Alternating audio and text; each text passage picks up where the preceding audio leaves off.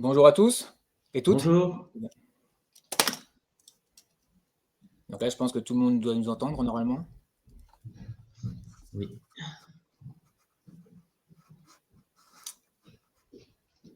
Il est 11h01, ça commence à se remplir.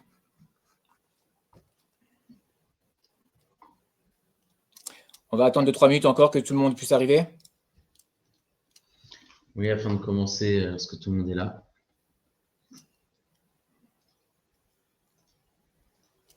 Ça commence à arriver au fur et à mesure.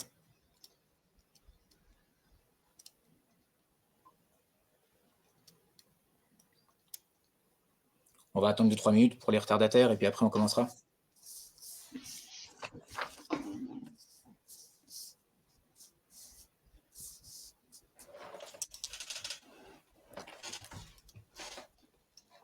Est-ce qu'on nous entend bien déjà?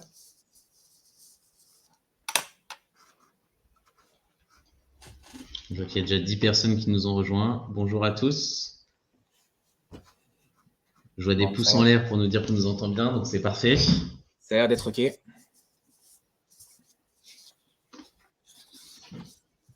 Bon, encore attendre 2-3 minutes, hein, si ça ne dérange personne.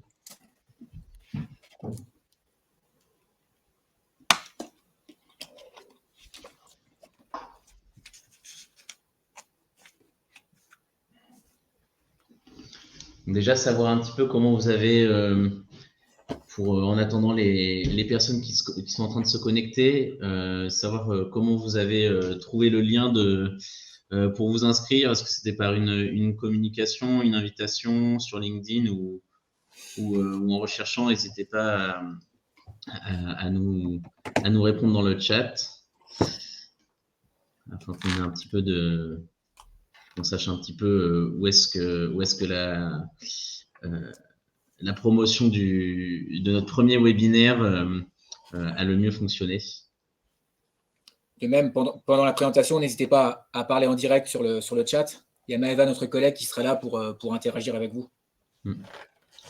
Et donc, vous avez deux onglets, un onglet chat, un onglet questions, sur lequel vous pouvez poser des questions. Et comme ça, en fin de présentation, on vous répondra. Et si voilà, vous avez des remarques, on répondra aux différentes questions.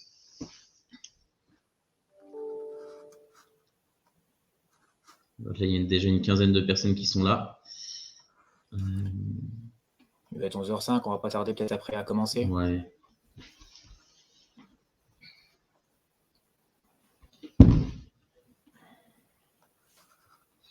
Je vois qu'on en connaît certains qu'on a vus il y a peu. Donc, bienvenue à vous et bienvenue aux nouveaux. Il y a très peu pour certains, oui, très peu de temps. Ouais. Nadir, on pense à toi. Petite dédicace.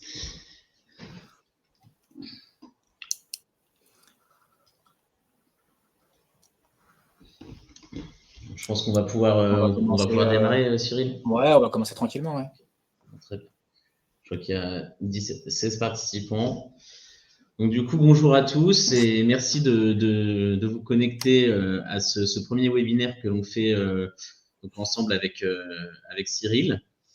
Donc aujourd'hui, on va vous présenter notre solution en fait d'optimisation des flux sur site, donc qui se compose de matériel et de logiciel. On va y revenir plus tard.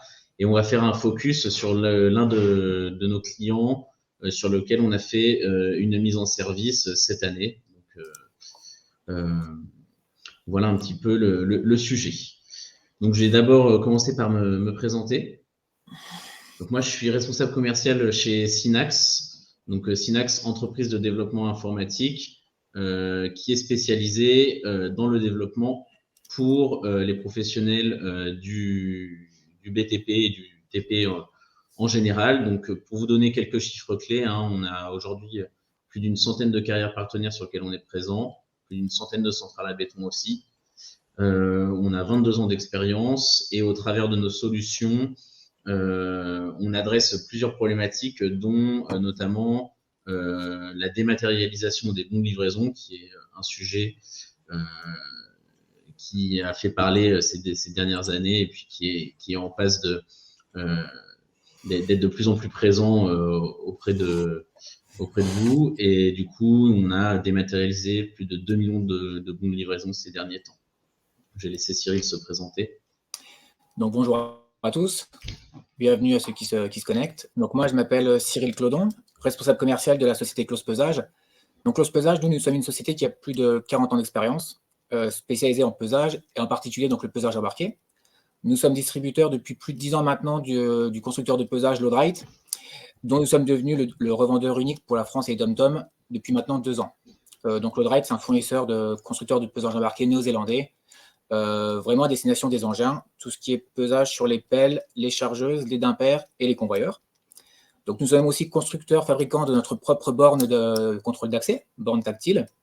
Et pour tout cela, donc, nous avons une équipe de techniciens formés qui interviennent en région pour faire donc, tout ce qui est montage, suivi et maintenance de nos installations. Voilà. Donc aujourd'hui, comme expliqué Stan, donc nous allons parler de l'optimisation des flux sur les sites industriels. Donc quand on dit flux sur le site industriel, il faut savoir ce que ça comporte.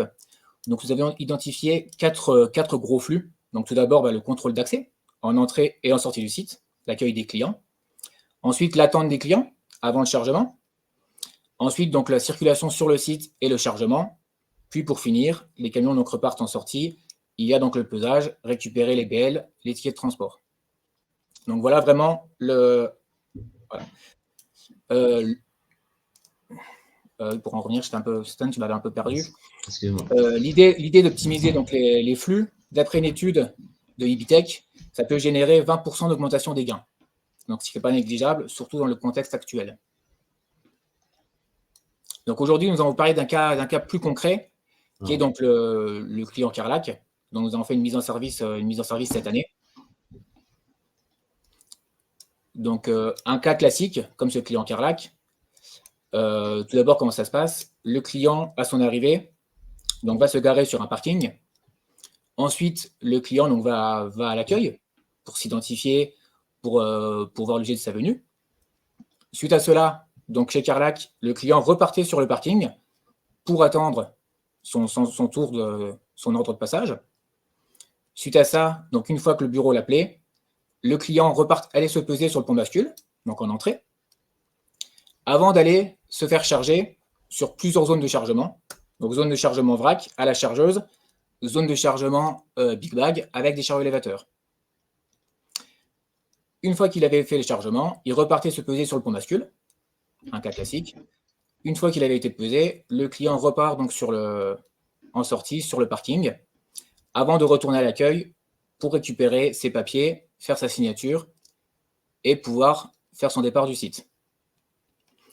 Donc, toute cette multiplication de flux engendrait pas mal de problématiques. Donc déjà, beaucoup de flux gérés en même temps, entre les chargements vrac, les chargements chariot élévateurs, l'engorgement d'un parking d'accueil. Donc, tous les camions attendaient sur le parking en attente d'être chargés. Ensuite, il n'y avait pas vraiment de sens de circulation unique. Donc, il y avait un croisement des camions sur le site en permanence. Donc, ce qui engendrait des problèmes de sécurité. Tout cela, il y avait un seul pont bascule, donc qui était en plus mal situé sur le site. Donc, le pont bascule faisait l'entrée et la sortie des camions. Donc, tous ces flux étaient vraiment causaient beaucoup de problématiques et générateurs d'erreurs. Puis, on voyait qu'il y avait un engorgement sur certains postes, par exemple sur le parking d'accueil où les camions avaient un long temps d'attente, puis il y avait des allers-retours entre le bureau et le parking, puis notamment aussi à la bascule, puisque l'accès étant compliqué, on se retrouvait à avoir des camions qui faisaient des manœuvres, en plus souvent à l'aveugle, et donc ça générait pas mal de retard et d'attente pour tout le monde, que ce soit les clients, mais aussi les opérateurs de chargement. Avec beaucoup de déplacements aussi de piétons sur le site, entre le parking, le bureau, revenir au parking. Une fois que vous allez se faire charger, descendre du camion pour aller voir la chargeuse, pour s'identifier, ou aller voir le chariot élévateur. Donc vraiment beaucoup de problématiques de sécurité. Et donc là, on voyait que ce sont des risques pour l'activité de nos clients, et je suis sûr que ça fait écho à certaines problématiques que vous pouvez avoir sur vos sites. Donc, on se retrouve avec une insécurité des collaborateurs, hein, puisque il y a beaucoup de coactivité entre les camions donc de fret, mais aussi les engins sur la carrière. On se retrouve aussi avec des piétons qui naviguent entre les différents camions. Il y a aussi un autre risque hein, que notre client a constaté, hein, c'était le risque d'erreur sur les chargements. Donc, il y avait tellement de camions qui s'entrecroisaient et tellement de véhicules que finalement, ça a amené un stress et une possibilité d'erreur de chargement. Alors, bon, sur le vrac, on ne charge qu'un produit par camion, donc le risque est un petit peu moins élevé. Quoique, quand on se trompe sur la totalité du chargement.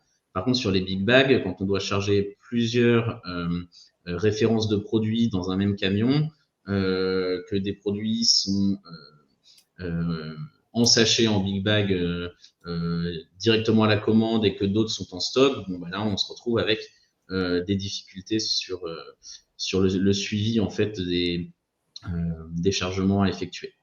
Donc, problème de communication hein, également, puisque les chauffeurs, en plus venant de l'Europe entière sur le site de la Carrière des Lacs, ne parlent pas forcément le français, pas forcément l'anglais, et du coup, on peut se retrouver avec des problèmes de compréhension entre les uns et les autres, générateurs de stress et aussi d'erreurs potentielles.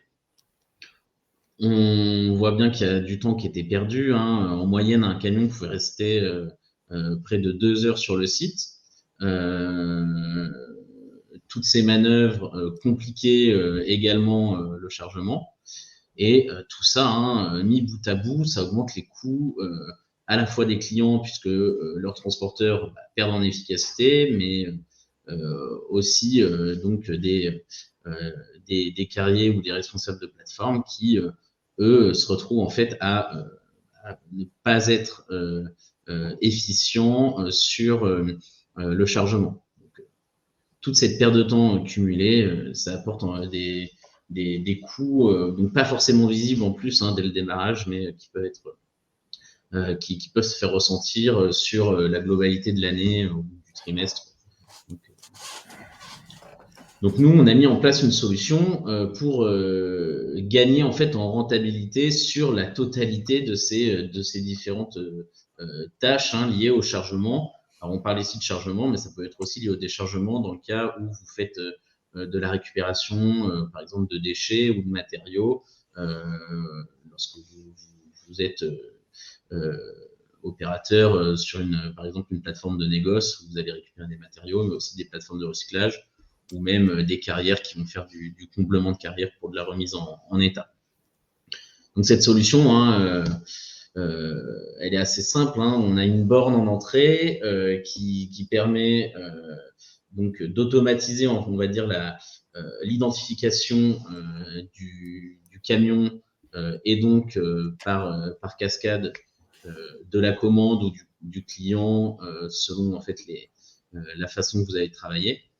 Ensuite, le chargement est lui-même peut être automatisé, mais surtout, en fait, on automatise la communication en fait, entre l'entrée et le chargement via différentes solutions qu'on va vous présenter.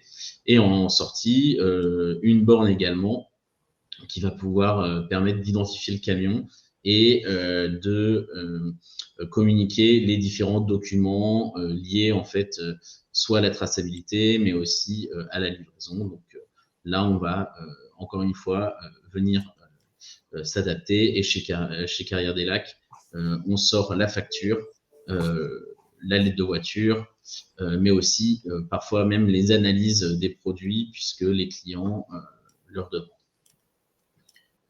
Donc la solution, c'est un triptyque donc, qui est à la fois interconnecté, mais qui peuvent aussi fonctionner seuls.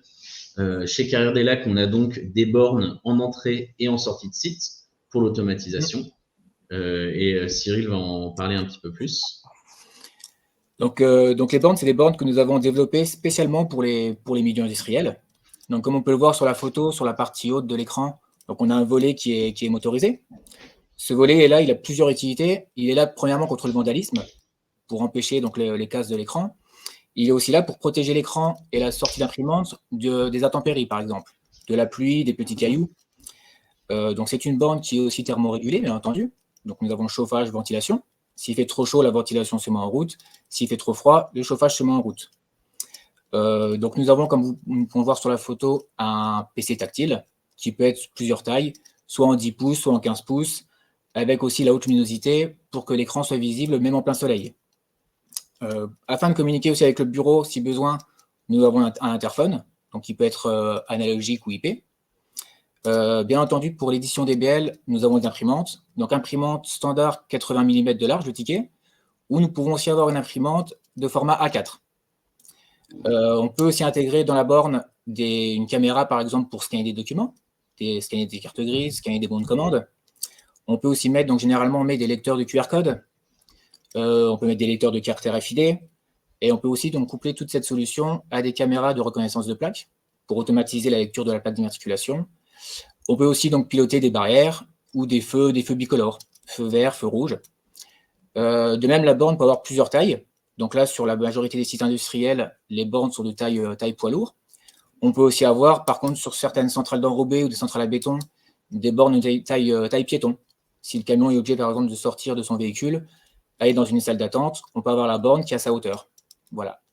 De même, on peut coupler aussi la borne à du matériel comme des écrans géants qui sont installés en extérieur pour guider les chauffeurs. Voilà pour la partie matérielle. Sur la partie borne. Sur la partie logicielle, on a donc deux solutions. La première, donc, ça va être une solution d'application, donc qui est destinée aux opérateurs de chargement qui vont pouvoir recevoir les ordres de chargement ou de déchargement pour leur zone.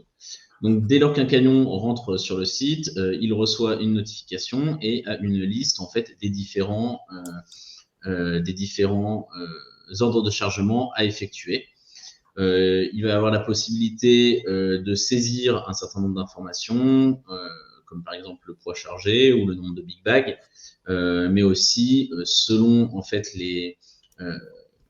selon les différentes options que vous lui adressez, il va pouvoir changer un certain nombre d'informations liées en fait au voyage du client. Typiquement, sur certaines plateformes, si l'opérateur de chargement a l'autorisation de choisir en fait le chantier pour lequel le camion vient, il va pouvoir venir donc sélectionner le chantier et ainsi de suite. Puis dernier point en fait de ce triptyque, c'est donc un logiciel qui s'appelle Dune Manager, qui est une plateforme web et qui va permettre de gérer le site et de pouvoir voir en temps réel ce qui se passe sur le site. Donc gérer les flux, gérer les entrées et les sorties, pouvoir regarder les problématiques qu'il peut y avoir sur site, hein, d'ordre matériel, mais aussi lié à l'exploitation. Par exemple, si un camion arrive en surcharge en borne de sortie, vous allez recevoir une notification qui va vous permettre donc de régler la problématique directement. Et l'intérêt de ce logiciel-là, hein, c'est de pouvoir interconnecter toute la solution directement à vos logiciels métiers, donc ERP, CRM, mais aussi logiciels de planning, ainsi que les logiciels de facturation, puisque on récupère les informations liées donc aux opérations de chargement et de déchargement pour ensuite les renvoyer vers vos systèmes, donc déjà intégrés pour la plupart sur les sites. Donc ensuite, vas-y Cyril. La borne donc avec Dune peut se connecter aux différents systèmes de pesage du chargement. Donc bien entendu le pont bascule en entrée ou en sortie.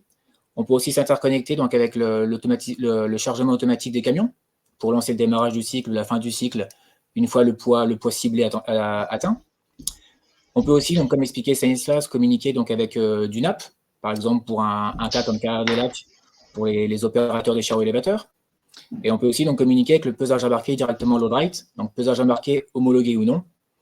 Donc quand on communique avec le pesage embarqué, le chauffeur reçoit directement sur son écran tactile du pesage tous les camions présents sur site, avec les informations nécessaires, donc identification du camion, produit demandé, quantité demandée, et depuis combien de temps le camion est présent sur site.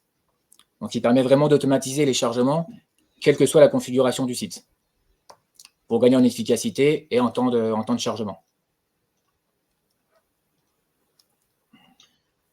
Alors, on vous a montré comment fonctionnait le site de la Carrière des Lacs avant l'installation de notre solution. Et maintenant, nous allons vous montrer comment ça se passe depuis que nous avons installé tout ce système de gestion de flux. Donc, vous vous rappelez, on avait 9 étapes qui prenaient du temps sur le site avec un certain nombre d'allers-retours entre les différents points d'intérêt sur le site. Aujourd'hui, on a réduit ce nombre d'étapes. Donc, dans un premier temps, il y a toujours l'arrivée au parking qui est faite. Et ensuite, le chauffeur de camion va directement sur la borne d'entrée qui est connectée au pont bascule et va pouvoir s'identifier. Alors, la borne est connectée donc, également à une caméra LAPI, donc LAPI pour lecture automatique de plaque d'immatriculation. Et sur le site, les camions étant identifiés en amont de leur venue, cela permet d'afficher directement sur la borne la mission qu'a le chauffeur au sein du site. Donc, sur le site, il y a également une deuxième voie qui a été intégrée, qui est ce qu'on appelle la voie express pour les camions qui viennent faire de l'apport de matériaux depuis un site d'extraction qui se trouve à 1,5 km du site de production. Donc là, l'intérêt, c'est qu'on vient séparer les deux flux et on fait gagner en efficacité les camions de la carrière pour qu'en fait, eux, ils puissent produire de manière efficace toute la journée. Donc, une fois que le camion est identifié, on lui indique la zone sur laquelle il doit aller se faire charger. Donc, on a toujours les deux zones de chargement, vrac donc à droite et chargement big bag en haut à gauche. Et chacun des opérateurs sur l'application va pouvoir voir donc les différents camions qui lui sont dédiés. Donc, il a la possibilité de choisir une zone et donc de ne pas être pollué par les autres ordres de chargement qui ne le concernent pas. Et puis, dès lors que le chargement est effectué, le camion se dirige vers la sortie sur laquelle une borne est présente, connectée à un pont bascule de sortie. Là, il va pouvoir récupérer les différents documents liés à son chargement et à la livraison de ce dernier. Donc là, on voit bien qu'on se retrouve avec plus que 4 étapes, puisque certaines étapes ont été en fait réunies pour plus d'efficacité et donc plus de précision dans l'exécution. L'intérêt aussi ici, c'est que là, on voit que il y a donc un sens de circulation unique qui fait tout le contour en fait de l'usine et qui permet d'éviter les croisements et les manœuvres qui peuvent apporter une certaine perte de temps et un danger potentiel. Donc tout ça, en plus, on peut le voir directement via l'interface web et voir où sont les camions, quand est-ce qu'ils ont été pris en charge via l'application, quand est-ce que un opérateur a en fait terminé le chargement et derrière récupérer ces statistiques pour faire de l'amélioration continue.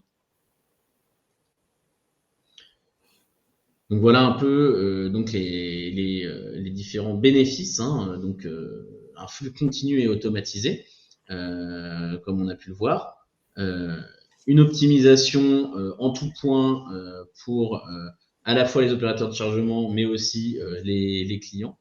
Un sens de circulation unique qui donc évite de se perdre sur le site, et un pesage intégré, une lecture de plaque intégrée qui, là aussi, permettent de faire gagner du temps et de gagner en traçabilité, puisqu'on va venir chercher en fait le poids légal donc qui est réalisé à la pesée, et ce n'est plus du tout du déclaratif. Donc ce suivi est vraiment global sur le site. Et donc pour conclure,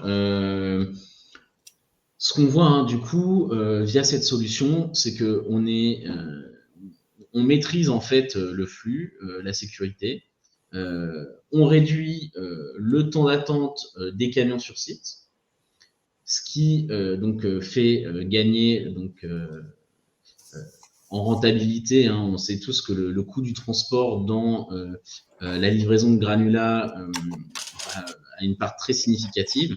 Donc plus on est efficace, plus on apporte en fait un avantage compétitif à son site. Et c'est pas négligeable, hein, surtout quand on a de la concurrence sur notre zone de chalandise. On a une précision sur les ordres de chargement, donc plus de perte de productivité sur de potentielles erreurs. Qui n'a pas connu un camion qui arrive sur le chantier avec le mauvais matériau puisque on s'est trompé lors du chargement.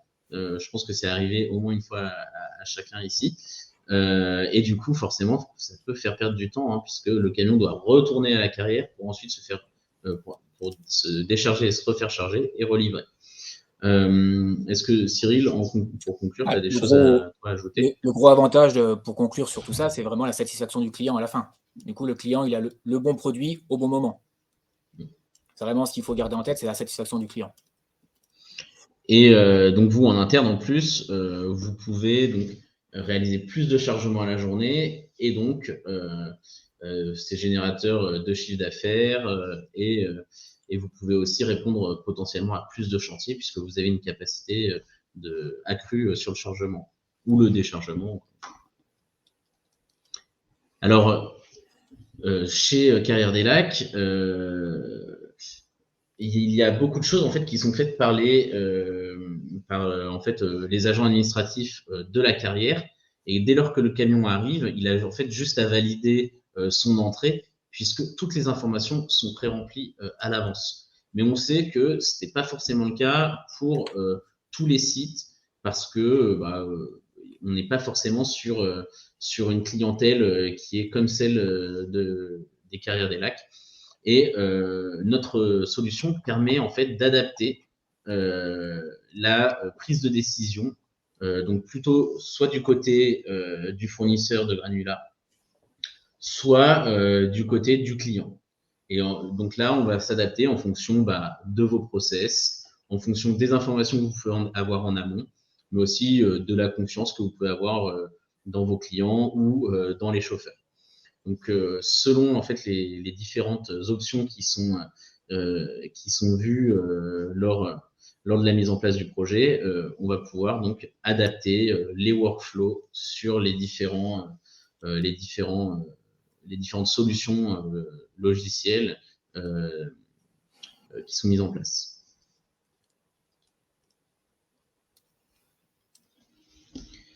Et donc, du coup, Cyril, tu vas y aller? Non, mais comme on a pu le voir, donc du coup, la solution est vraiment adaptée à tout type d'environnement, à tous les besoins. Donc nous, ces solutions, on les a aussi bien en centrale d'enrobé, en carrière, on les a dans le recyclage, dans la sidérurgie. Donc c'est vraiment une solution qui peut s'adapter à tous les métiers et qui peut être modulable aussi par rapport à votre activité. Voilà. Donc là, on est sur du big bag et du vrac, mais demain, pourquoi pas autre chose que du big bag. Les Carrières des Lacs nous ont demandé de faire du container. Ce sont des choses que nous sommes en train de mettre en place. Et du coup, on va pouvoir adapter. Hein. On parlait de bornes poids lourds, mais aussi de bornes piétons. Donc, c'est vraiment une solution qui accompagne la vie et l'activité de nos clients. On a une forte appétence sur cet accompagnement-là. Donc voilà, on a terminé en fait cette présentation de la suite d'une, avec Close Pesage et Synax. On est maintenant tout oui pour répondre à vos questions ou à vos remarques. Pas de mauvaises questions, allez-y, lâchez-vous et on va répondre au mieux à toutes vos questions.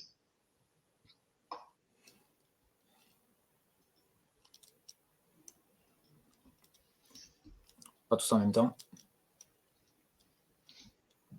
Il faut le temps d'écrire.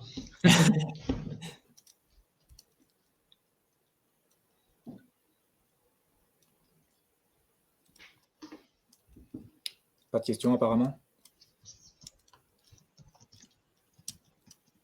Ah si, nous en avons une qui arrive.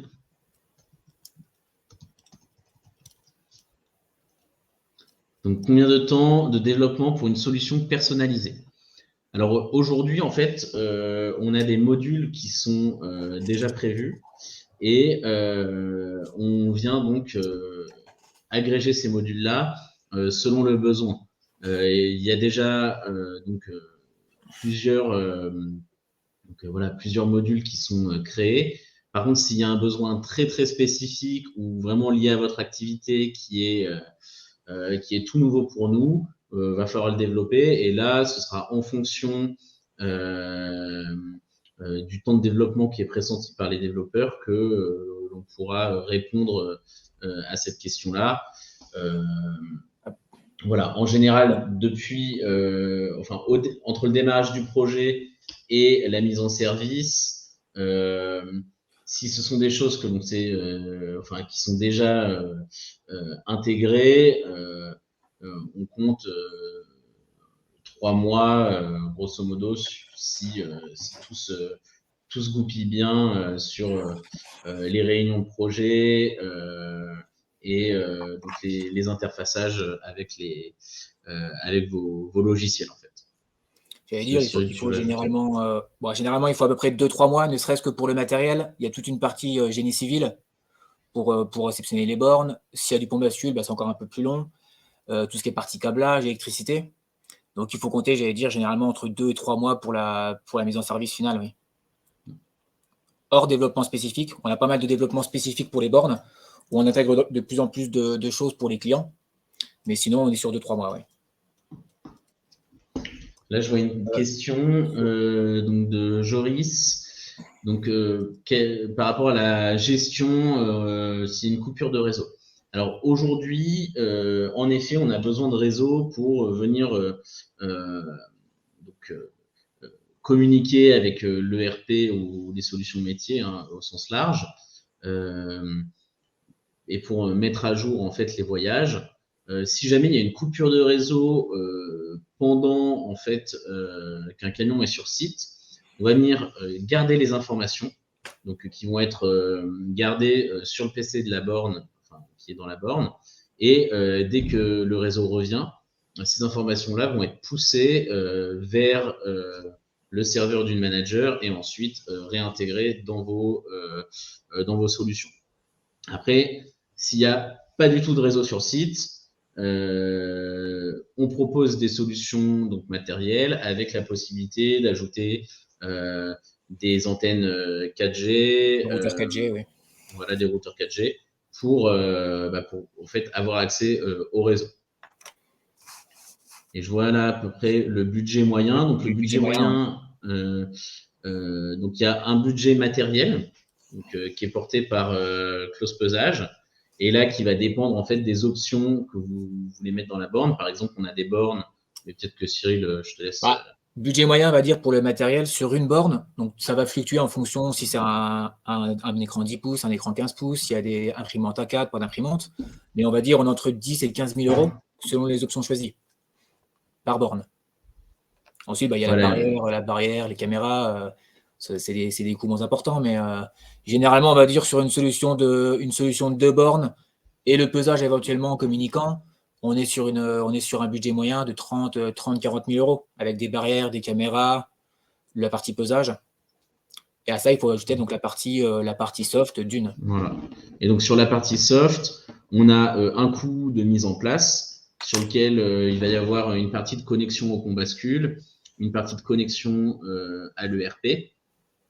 Et ensuite, on a donc un abonnement qui est mensuel ou annuel au choix sur la partie borne donc, et logiciel. Donc là, sur la borne, on est à 300 € par mois et par borne. Sur le logiciel d'une manager qui permet en fait de gérer tout le site, on est à 500 € par mois. Et sur l'application, on est aux alentours d'une centaine d'euros par mois. Et en fait, pour vous donner une comparaison avec donc la présence d'un agent de bascule, bon, si on prend un salaire moyen d'agent de bascule et que aujourd'hui, grâce à ce logiciel, on peut donc lui retirer du travail pour qu'il puisse sur la partie gestion des entrées et sorties et du coup le mettre sur d'autres missions. On évalue qu'entre 2 et 3 ans, vous rentabilisez la solution sans en plus prendre en compte tous les coûts externes, on va dire, liés aux pertes de temps, puisqu'il y a une mauvaise communication ou perte de temps au chargement. La recherche de documents. Voilà, la recherche de documents, etc. Puisque là, tous les documents en plus sont rassemblés sur l'interface web et on peut aussi les pousser vers votre ERP. Et donc, en fait, tout ça fait que, mis bout à bout, on gagne beaucoup de temps sur ces micro-tâches qui sont en fait chronophages et pas vraiment génératrices de valeur ajoutée. Voilà un peu pour vous donner la vision, en fait, aussi de notre solution. Ça, le temps moyen de 2-3 ans de retour sur investissement, c'est un retour de nos clients qui sont équipés. Voilà. Est-ce que vous avez d'autres questions peut-être? Je vois qu'il y a des choses dans le chat aussi. Ok.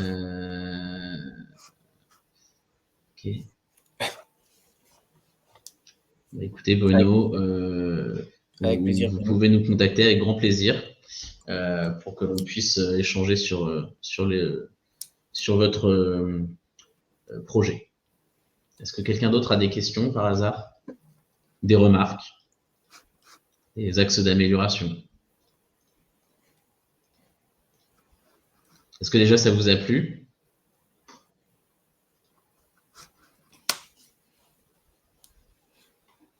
Je vois quelques pouces en l'air.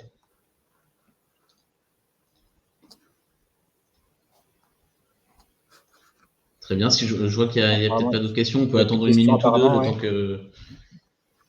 le temps que vous tapiez vos questions sur le clavier.